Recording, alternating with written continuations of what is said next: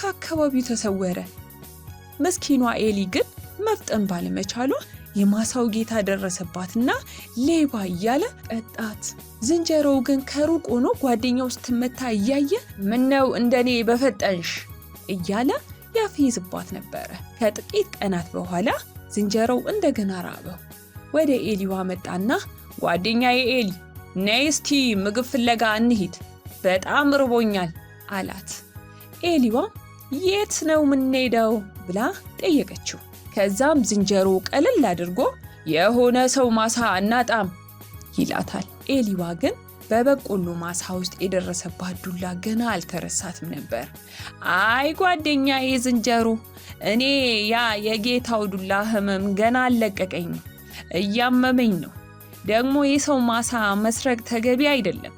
ለምን ጫካ ሄደን ምግብ አንፈልግም ትለዋለች።